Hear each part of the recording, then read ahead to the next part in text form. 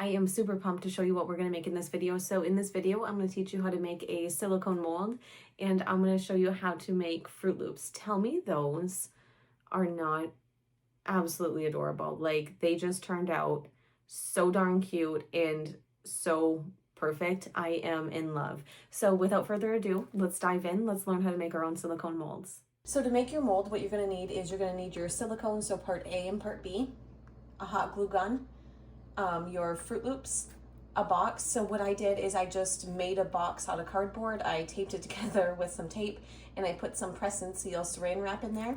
And then we're going to need a scale to weigh our silicone. First thing that we want to do, go ahead, turn the scale on, put our container on there. We're going to push tare. That way it has a 0 while the container's on there. Now for my silicone, it's equal parts A of B. So however much you put of A, you want to do the same for part B. So I'm going to do 44 grams. Hit the tare button again. See how it puts the 0? And we'll do the same thing, 44 grams of the part B. Oh, I do it every time. All right, so 48 grams of part B, so 4 more grams of part A.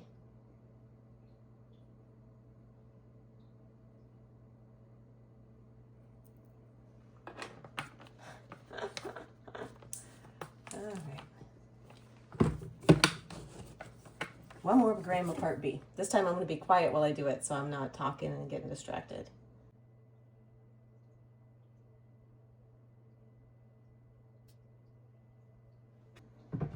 Now that we have equal parts,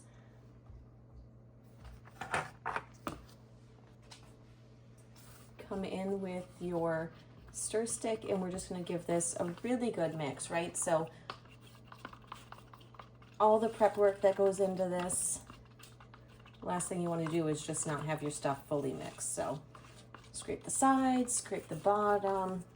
I don't really worry too much about the bubbles. They seem to, like when you pour it into the container, they seem to just work themselves out after a few minutes. So I don't worry about mixing too aggressively with this.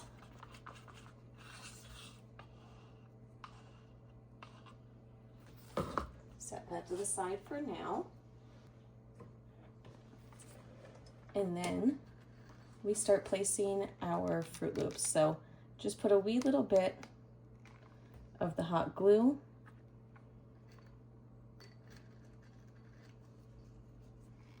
on each one, and then we're going to pop it right down.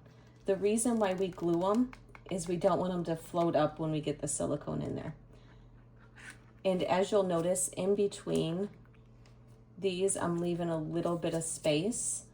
That way the mold has some sturdiness to it. We don't want our mold to have so much stuff in it that it ends up breaking on us.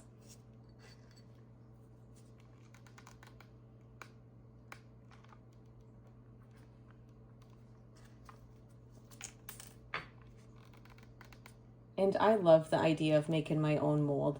I feel like I use so many different molds and they can get kind of expensive.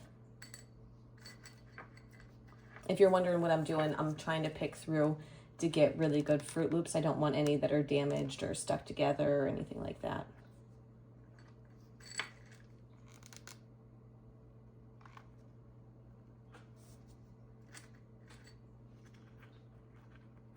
I wonder if that'll be too close. I'm just gonna do a single one right there. Okay, so that way you can see the placement of them. And we'll just come in, pour our silicone in. And you only need a little bit more than what covers them. I'm not gonna go through and fill this whole container because that'd just be a waste of the product. So as you can see, just enough to cover them up. What we're gonna do is just allow this to sit on the box. It says I think it's 4 to 6 hours, but what I typically do is I'll just leave it to sit overnight. So for our Fruit Loops, just go ahead. I'm going to pop it out of the box.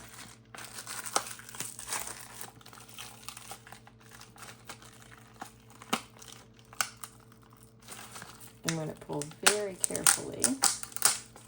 Okay.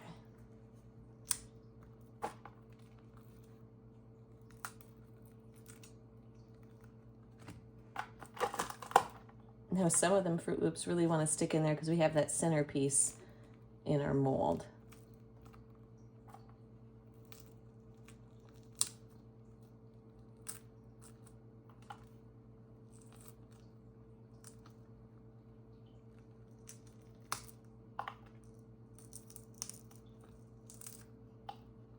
See that centerpiece? And it's fine if there's a little bit of Fruit Loop left in there because you can go ahead and you can wash your mold in some soap water.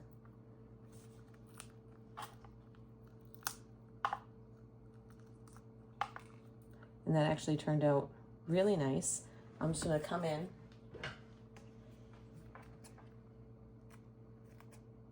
and I'm gonna trim these little spots around it.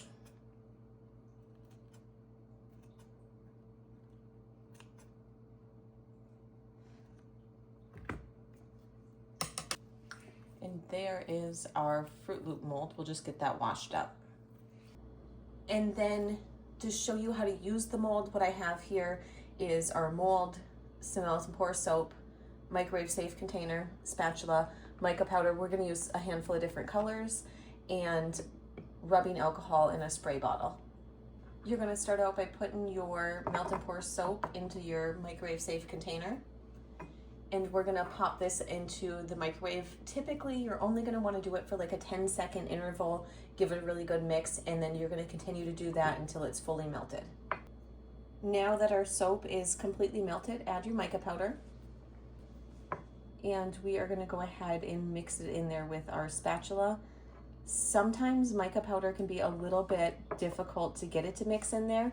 If you run into that, simply take your spray bottle, give it a couple of sprays, and that will break the surface tension and allow you to mix the colorant in.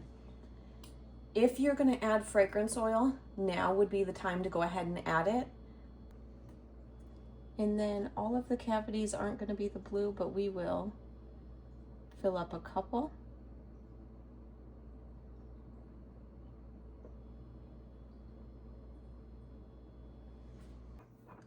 And then for our Fruit Loops, we'll just make a couple of red ones too.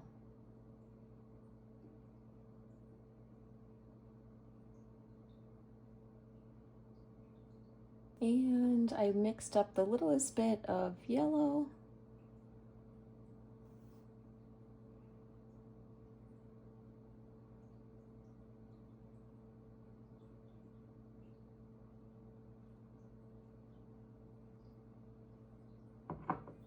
Now, to the yellow, I just added a bit of orange because I hate to waste that melt and pour soap. Normally I'd make a full batch of each color, but I'm just testing the mold. So there are our Fruit Loops. And then let's go ahead, unmold our Fruit Loops. Oh, okay, they're sticking a little bit. Oh, okay. That one I think I just over poured a bit, so on these, be careful not to over pour.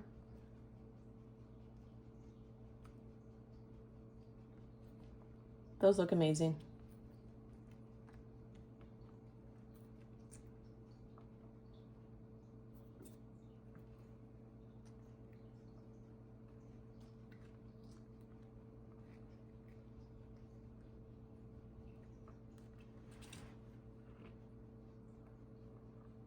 Kind of mix them up in there. Absolutely love it. And I really hope you enjoyed the video. I hope you enjoy making and using your molds as much as I do. If you haven't done so already, be sure you hit the like and subscribe button down below.